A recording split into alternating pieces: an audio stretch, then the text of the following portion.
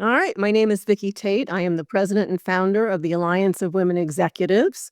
I founded this nonprofit 10 years ago. I'm also a mother and a grandmother and a wife and an aunt and a sister and many other titles. But today I'm here to talk about the Alliance of Women Executives.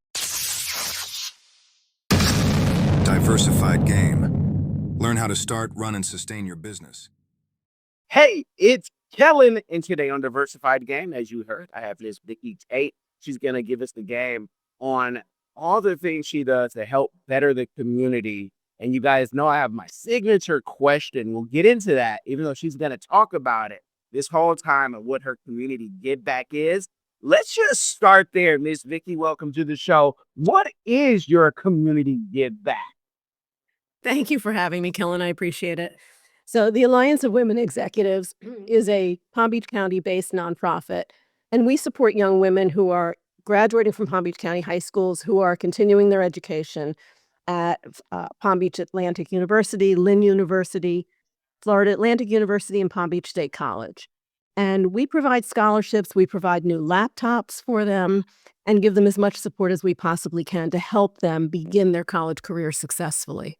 With starting something like that, and I want to demystify certain things because as I was telling you off air, people hear, oh wow, you raise money, you deal with donors, you had to be a blue blood or something was given to you, maybe Bezos gave you $100 million. Can you tell people, kind of how your beginning started, what you studied? Because I know it wasn't just given to you. No, it wasn't. I grew up in New York City. I went to some very good schools. I moved to Florida 40 years ago, and I had a career as a recruiter, which back in the day was there was no Monster, there was no online anything. So it was really human to human connection. And I found I was very good at it, and it was quite lucrative, and I loved it. And then I started having children. So, needless to say, my children came first. I took a very, very long maternity leave, over a decade, actually almost two. And I started the Alliance of Women Executives 10 years ago when there was something happening in my personal life. I had my girlfriends sort of holding me up and keeping me together. And I was trying to figure out a way to say thank you without sending flowers or chocolates. Those things go away. And the recruiter in me came out, and I thought if I introduce these powerful, successful women to each other, their networks would grow. Therefore, they would do better. They'd be able to pursue whatever dreams they had. And when I presented it to them, I really wanted there to be a philanthropic mission. We're very fortunate. We have three children. Every time we had a child, we planned for those children. We didn't necessarily plan every time I was pregnant, but when they showed up, we started accounts for them so that they would be able to go to school and continue their education. And all three of them did. And, I really felt that we needed to give back to our community. And my belief is you give where you live first. I cannot save the world as much as I'd like to, but I can certainly help the children in Palm Beach County. And that's really how all of this started. It was an idea that I had to say thank you. And it grew into this well-received nonprofit. Palm Beach County is not all millionaires. It just isn't. It's a lot of regular people and a lot of people who need our help. Hello everyone, come along with London and Sydney as they show you around the vibrant country of Cameroon. They explore the heart of Africa through the eyes of London and Sydney. Two explorers who journey across the great city of Yaoundé, exploring its rich culture, vibrant market squares, cultural heritage and wildlife. With giggles and excitement, London and Sydney Explore Cameroon takes you on a fun-filled adventure, providing insight into the country's culture and traditions through the pages of this book. It's packed with exciting stories and super cool facts about Cameroon that will make you go, wow. Get your copies. Available on Amazon and in libraries near you. There's only one easy way to experience the exploration of Cameroon, and it's through London and Sydney. Don't wait, get yours. Can you remember, and what was the feeling like in the situation, like if you're able to share that first donor, and you say, yes, I can do this? I can. I do remember it happened to have been a family member who just said, "I'm going to give you a start," and the start was $150. And I thought, "Oh my gosh, that's 150 more than we have. It's a start." And I was able to say, "We do have donors," without making that up. You have to start somewhere. And I'm a family first person every day of the week. And it was really interesting to me that it was a family member that stepped up. And then the second donor was someone I knew in the community who was a very successful businessman. And he said, "Well, I'm going to give you 750." And I'm thinking $7.50, I wasn't thinking big. And he handed me a check for $750. We were standing outside on the sidewalk, and it took everything I had not to fall over or throw my arms around him and hug him, which would have been a high level of unprofessionalism. But those were the first two that came in. And I will tell you every day when we get a donation, whether it's $50, $5,000, hopefully we can raise significant funds, 10, 15, $20,000 donors. All of these donations matter, every single one. And I work just as hard for someone who's donating $50 as someone who's donating considerably more. We have found that $50 to one person is the equivalent of 50,000 to somebody else. You just never know what somebody's circumstance is. You mentioned, going to at an early age a great school, the Dalton School in NYC. That tuition is no joke right now. I doubt it was free then. How did that, set you up for what you're doing? Because there had to be some high-end elite, families who went there. Did that, help you get used to money, or was that something that, you were always around that? Maybe again, you could be an artist from, some place, hiding, that just trying to live a regular life with the regular people. But like, how did that, help you in what you're doing now? So I was born and raised in New York City, and I did go to the Dalton School. There were some incredibly wealthy people that were there. And remember, I'm going to date myself now. This was 50 years ago. Um, so the wealth it was pretty impressive. There were a lot of high ranking political people's children there as well. I was raised on the Upper East Side of New York. My father was a physician. He was just starting out. My mother was a school teacher who stayed home after she had me and then my brother and my sister. And we did not fly all over the world on vacations. We did not we didn't go to Europe. We didn't go to islands. We didn't do any of those things. We visited my grandparents on the other side of town. Um, was I raised with privilege? Yes, some people would say so, because when you're raised in New York City, that in and of itself was a privilege. It was an amazing childhood. I was traveling independently at the age of 10, taking a bus and a subway. Um, so there was a lot of street smarts as well as book smarts. Um, did I ever take anything for granted? No, I really didn't. I was grateful for what I had. There were things that I wanted that I never received that other friends were receiving.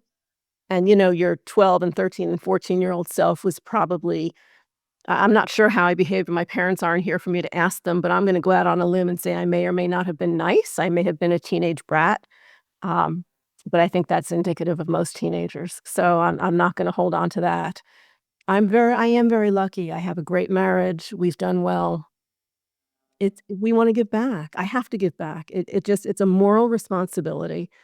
And I look at these kids as if they were mine. Our three children, we're very fortunate that we are their parents because we prepared and we were able to have a 529 and put money away so that they would go to school.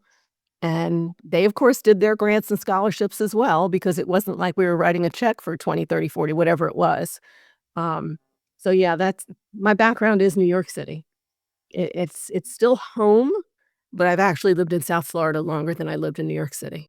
Ready to dominate your industry with strategy that actually scales? At Coleman Public Relations and Consulting Firm, we're not just PR experts, we're licensed sports agents certified in AI and elite business consultants with over 2 decades of experience leading global projects across multiple countries. Visit cprfirm.com, that's colemanprfirm.com, and millionairex.ai. Then download the Millionaire X app, your AI powered guide to getting out of debt, investing smarter, and building generational wealth. Coleman Public Relations and Consulting Firm. It's a family business. It's different.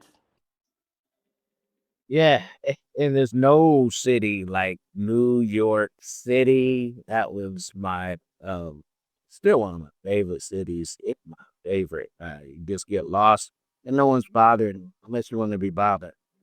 But you're disrupting a lot of things in a great way. I'd like to know, outside of membership, outside of scholarships, what are, how do you measure the success when we see, wow, what we have built has changed lives, for generations? Because exposure is everything. So when you're able to give scholarship and people take it seriously, like, what do you see as success? Success is in each one of the kids that we've been able to help. So as of today, there are 152 young women who are our success stories. There are hundreds more to come, I hope. Um, we receive emails and texts. I would say letters, but we don't. We've received about 4 letters, but it's usually a text or an email with so much gratitude. Many of our kids, 66 of them so far, are first generation college. And there have been about a dozen that are the first in their family to graduate from high school.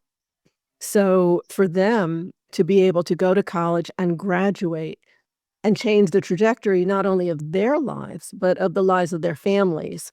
One thing, we've had a certain percentage of young women that have been teenage moms, and they gave birth at 13, 14, 15. And they are doing this to help their children, to show their children that that's not going to define them, that they are going to do better, they're going to make something of themselves, have an education, go into whatever their chosen field is, and do better. Every generation wants to do better, right? And our success is measured in our girls, and they're amazing. And with the current times that we're in, if you turn on the news or anything right now, you're gonna hear some type of talk about tariffs or inflation. What are you seeing with, businesses and donors? Because some people would think, oh, when times are rough, people want to save more, but some of the people who could, really change lives, do you find that maybe they're giving more? Maybe they're older and they want to have a legacy. What are you seeing? We're seeing all sorts of different things happening. We are seeing some foundations stepping up a little bit more than they have in the past. We're seeing individuals who before really were not donors, but now are, they whether it's $50 or $100, they want to be part of something bigger than themselves. Generally, they are older. They're seeing what's happening in the world and some of the changes that are taking place. I'm clearly not going to discuss politics, but a lot of it is affecting college age girls, and tuitions are certainly not going down. The kids need laptops. They've got to have technology to be able to keep up with everybody. And I would say more than 80% of our kids don't have their own laptops, which is why, we're having this big push now to raise money for laptops. Um, we give 25 scholarships each year. So that's a chunk of change. And we are determined each year to make sure that we have a company or an individual help us with that. And I had a guest on recently. Caroline told us that she knew BC wasn't going to be able to help her because she didn't make enough for her ingredients, cookies, brownies. And so she raised $5 million, and I believe it was like $2,500 each. She got people to donate. So various ways, even small donations. We're seeing donations in many churches not be as high. So hopefully you guys out there listen to this, go to the beautiful website in the description box. And if you're not giving, somewhere, you start to give because you give to live. Would you say that's true? Have you ever met like Scrooge McDuck, who is swimming in his money and not giving and actually living a, happy, productive life. I'm still waiting to see him in his vault. But let me know, do you ask? I think people genuinely want to give. I think that if you have a pulse and a heartbeat, I believe that everybody has something to give, whether it's time, talent, or dollars. And, my children live this. My kids are parents, right? And they're raising their families. Are they doing well enough financially that they can just donate thousands of dollars? Absolutely not. But they're teaching their children that every $5 at school when they're having a fundraiser or donating an hour of their time, that matters. For us, for the Alliance of Women Executives, we need money. It is that simple. We need to raise the funds to fund the laptops for this year, to pay for the kids. We don't charge the kids when we have our annual event. So we don't charge them or their guests because that night is for them. So we are really actively looking for those donors and anybody who supports young women's education or education in general. These are the kids that in 10 or 15 years or 20 years, whatever, you may go to the doctor and one of these girls may have received our scholarship. It happened to me at the pharmacy. I went to pick up a prescription and the girl looked up and she asked me if I was Vicki from the Alliance of Women Executives. And we had that moment where she knew quite a lot about me after I had known quite a lot about her. I mean, these kids are going into all sorts of professions. And especially if you're in Palm Beach County, you're going to run into them. But some of them, well, maybe half of them eventually, I think, will leave. But we still have plenty of them that stay local to help the community. Well, that's great that she told you that. I'm trying to think in my times having to deal with JACO and HIPAA. Like, could you say, depending on the prescription or what you're doing at the pharmacy, hey, are you so and so? And how someone would be like, I don't want to really be known right now. That's I'm an open book pretty much. I mean, if you're standing at the pharmacy, there are going to be a dozen people that know what prescription you're taking. I mean, okay, you have high cholesterol, but, you know, I mean, it was not a big deal. It was actually very endearing. When I left, I immediately started calling my board members. I'm like, you're not going to believe what happened. And I thought it was wonderful.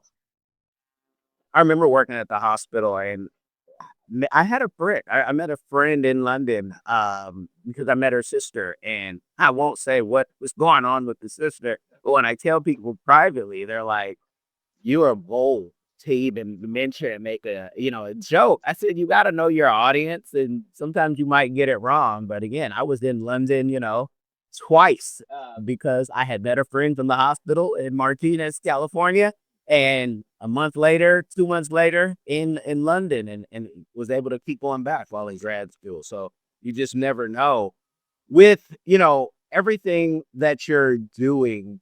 Do you have a book that you're working on, book tour to movie? We always like a joke or things that you never know, but have you started putting anything down on paper? I haven't. In a perfect world, I would, but I am, in my opinion, living my very best life right now. I am able to continue to do this on a volunteer basis, I might add. Alliance of Women Executives, which we refer to as AWE, we use the acronym because it is kind of a mouthful. I get to run this organization. I don't take any salary. I am able to come to Marco Island and enjoy this. I'm able to enjoy my kids and my grandkids.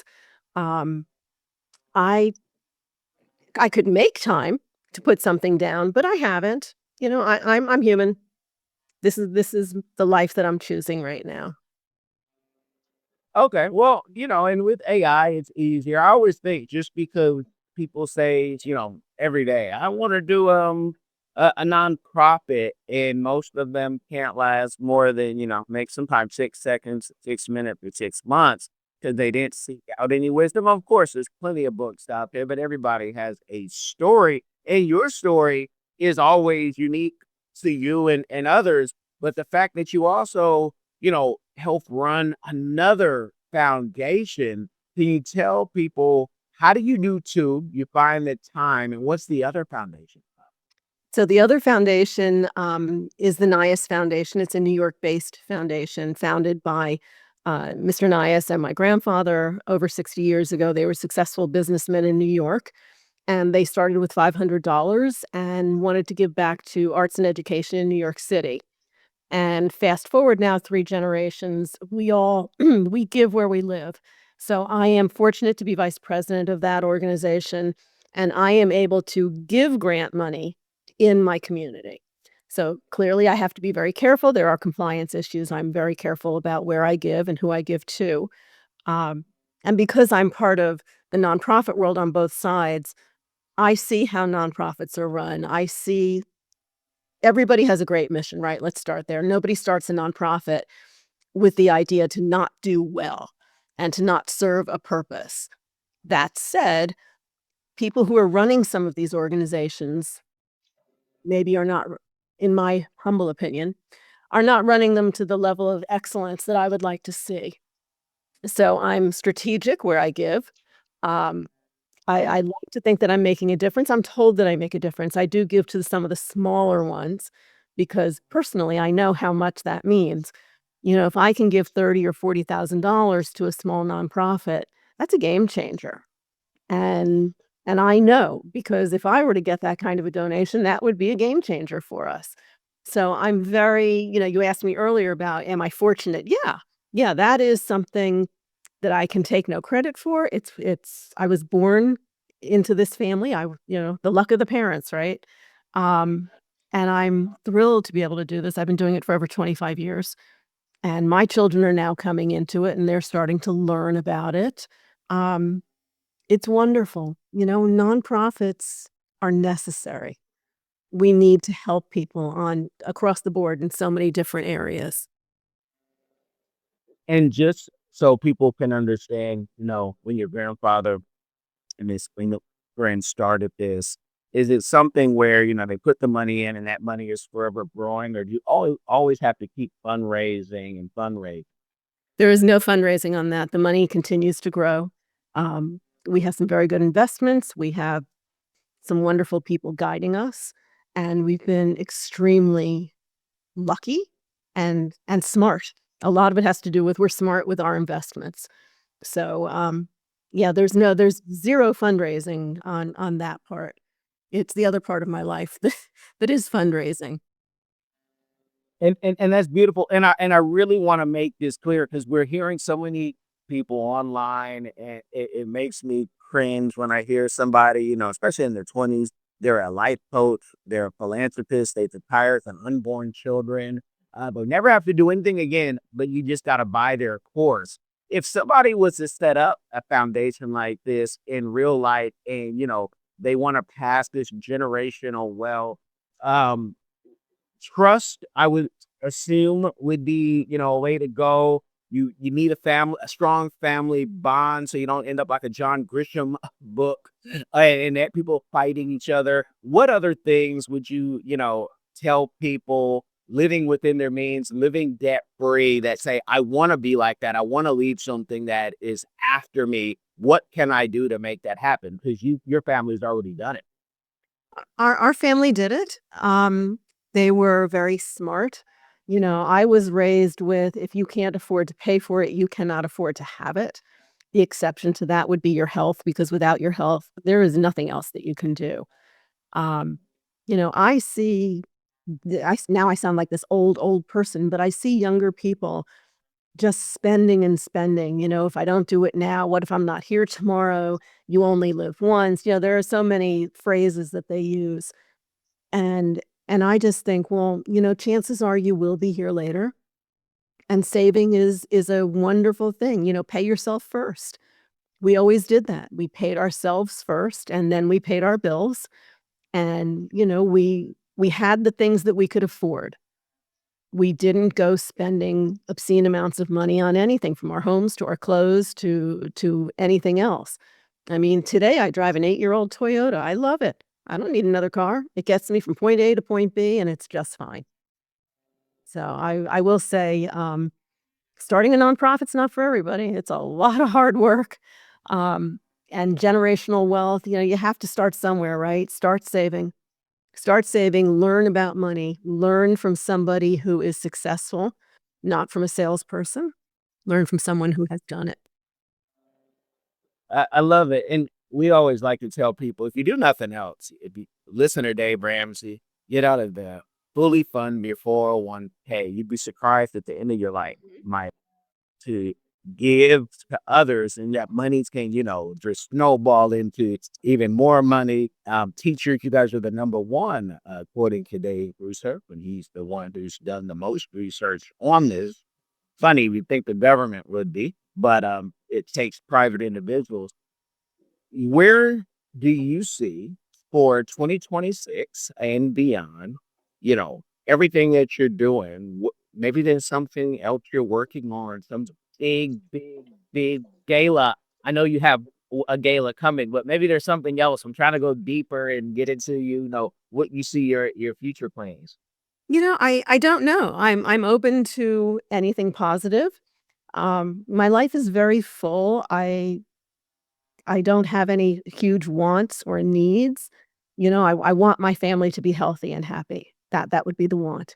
As far as anything large with the company, we do one thing and we do it with a level of excellence that truly nobody else can match. And that's been said to me over and over again. That's not an ego thing. That is something that people have said to me. I would like to see I'd like to see the Alliance of Women Executives a little more financially stable. I'd like to not have to worry each year, am I going to have laptops for my kids? With funding scholarships, we can generally do that because people understand that, right? I'd like to increase the scholarship amount. But in order to do that, I have to make sure that, once you start something, you have to continue it. And I want to make sure that we can continue it because the cost of college is going up, not down, and our kids don't have the money. So for me, it's just financial growth of this organization and just keep it going. People, the application process will be opening February 1st. I've had people asking me, I've had guidance counselors emailing me since October, asking me when can their kids apply. So we're well respected. People know us. They want our scholarships. They know that we give 25 of them, so that that's pretty terrific. So really, that's where I am. I mean, the event that we have in April is amazing. The tickets are already on sale on our website. I encourage people to come and see who we are. You'll have a terrific meal and a wonderful huh? You'll have a terrific meal. It's a wonderful environment. You'll meet the scholarship recipients. So you'll get to see exactly who we are offering our scholarships to. It's a terrific event. And I did not know I was going, but I was dropping my daughter off, and Sean Ho King, who helped put all this together, do some of you an introduction together. Thank you from the Talented Teen Club. Said, Kellen, you're dressed. Come have a seat. And that was lovely. But with that, Kayla, I want people to know, because you said it, tuition is, just skyrocketing.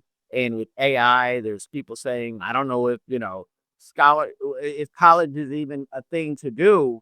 But I love the story you gave of the pharmacist. Do going into medicine or healthcare, did that help you get in a better position to get this scholarship rather than something like I did with political science or mass comm or makes no difference. It makes absolutely no difference. Whatever your interest is, whatever your area of study, whatever your preference is, that's where you're going to excel and that's where you're going to make a difference.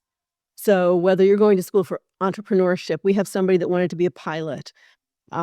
We've had young women going into any number of different fields. It makes no difference. We don't care what you're going to be studying. We just want you to study what you love, because when you actually end up working in an area that you love, it's not hard work. And college is not for everyone. Let's be very clear on that. We understand college is not for everybody. Trade schools are terrific. We just happen to focus on the young women who want to go to college. That's a beautiful thing. And somebody wanting to be a pilot. My friend went to Embry-Riddle, 20 years ago. It wasn't cheap then, and I would just think, if I wanted to be a pilot, especially if you don't have good grades in high school. The military would be the only way, and they don't accept everybody. Especially if you have glasses, ain't happening. But that's nice that you do that. You never know. You never know what someone's potential really is. These kids are 17 years old. I wasn't quite sure what I wanted to do when I was 17. It's hard to be 17 in a perfect world, and there is no perfect world.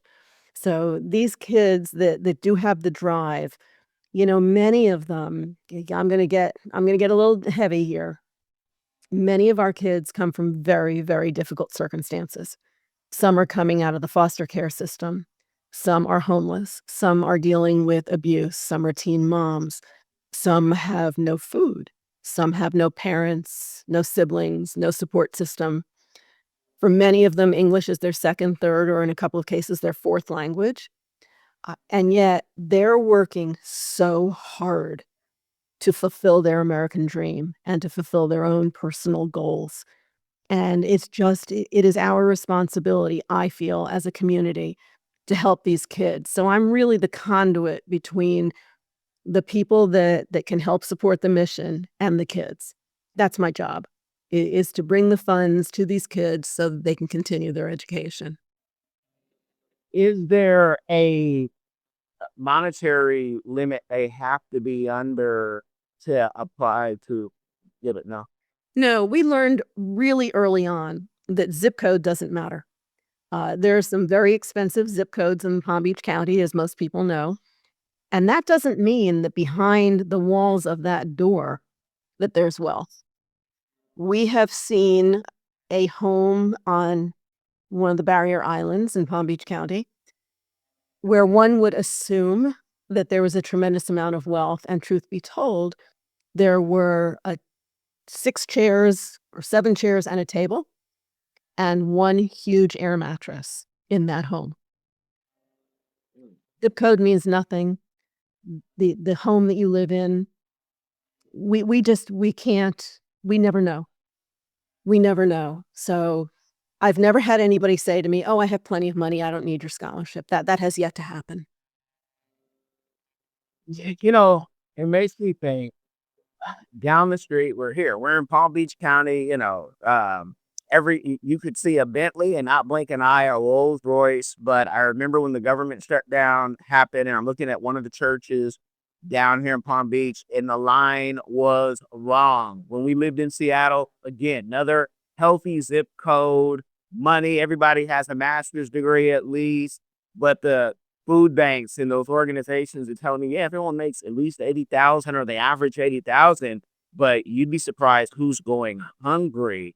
So many times the kids in those situations, I know, just going to school, trying to get 5 cents a raise. People are living above their means. That's the thing that we touched on earlier. Just because you're driving a Bentley, number one, you may not own it, right? You could be behind on your payments. It could be a lease that you have to give back, that maybe you can't even afford to pay the lease payment anymore. You know, things are not always as they appear to be. It's really important that people know that. Yeah, yeah. It's and that's really on you, the listener. There is no blame game. I hate the blame game, especially after 25.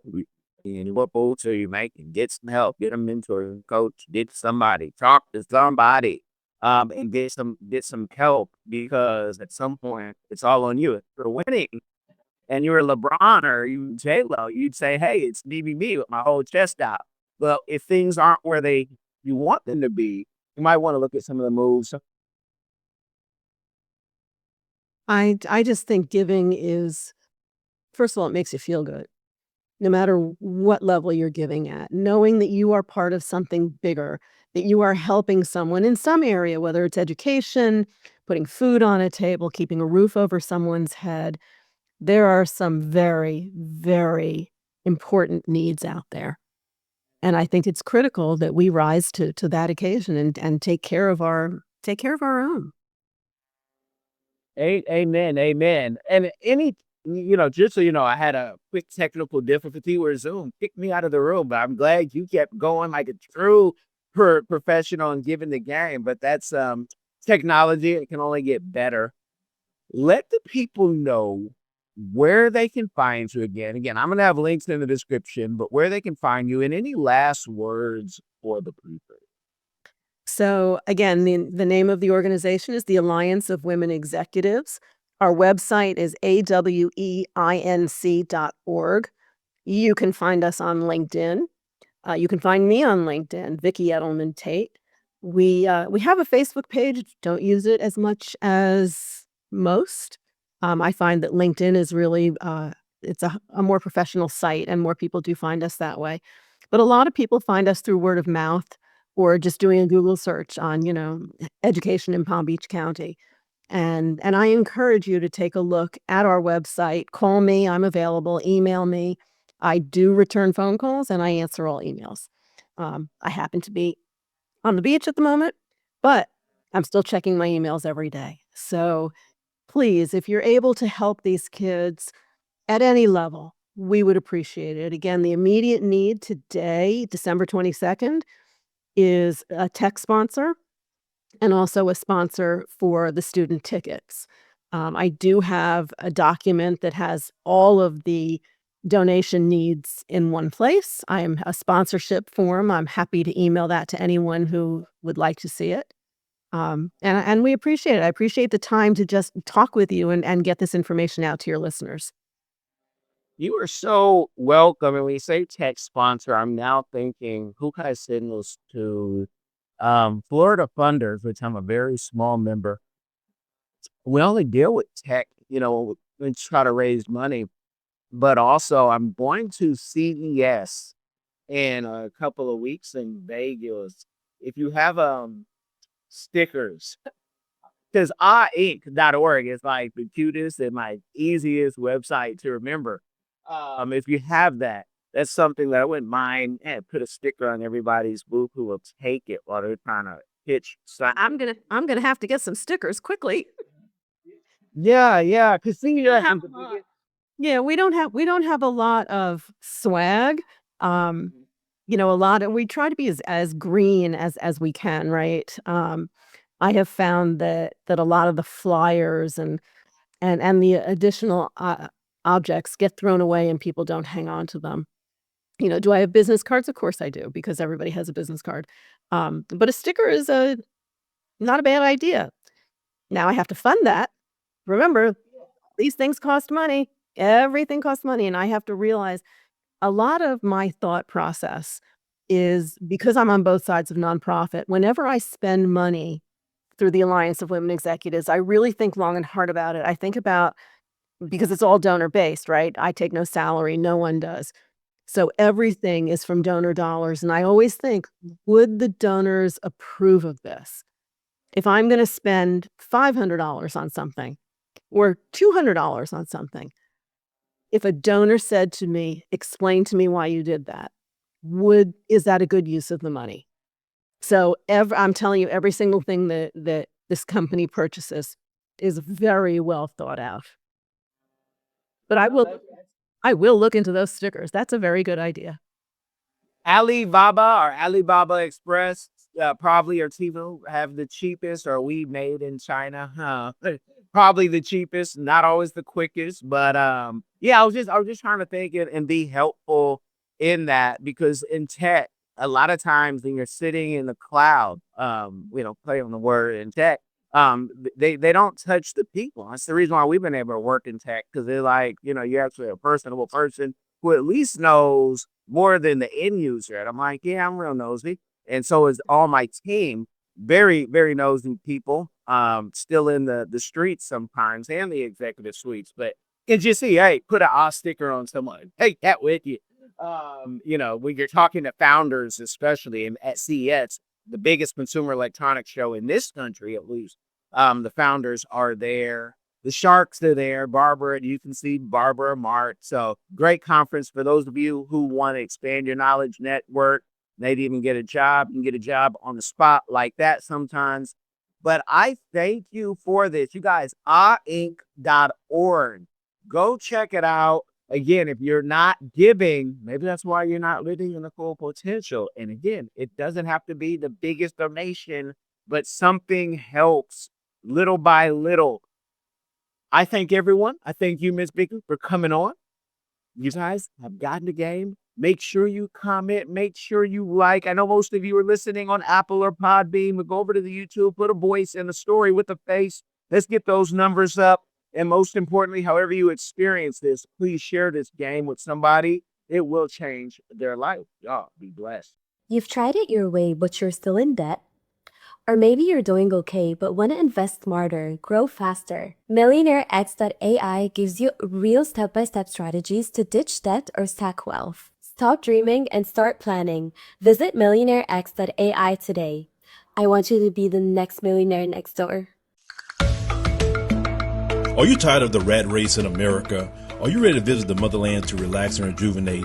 Are you ready to explore all that Africa has to offer? Then check out the brand new Diversified Game Academy course, Prepare for My First Trip to Africa. Are you worried about being able to afford the trip? We got you. We will show you how to travel either on a budget or as a baller. Learn how to stress the value of the USD. Did you know that 100 United States dollars is worth over 1,000 South African rand or 10,000 Kenyan shillings or 54,250 West African CFA? Are you worried about taking your kids? Get the game from Kellen Cash, a bona fide world traveler, having traveled to almost 20 countries, several of those in Africa. Get the game on taking your kids on their first trips. Learn how to find the best tickets, get the visas, and plan your own adventures in Africa. Don't let Eddie Murphy have all the fun. Plan your own coming to Africa trip starring you, produced by you, and featuring you. If you are ready for a life-changing experience, sign up for our course today, Diversified Game Academy. Get prepared and purchase at diversifiedgame.com.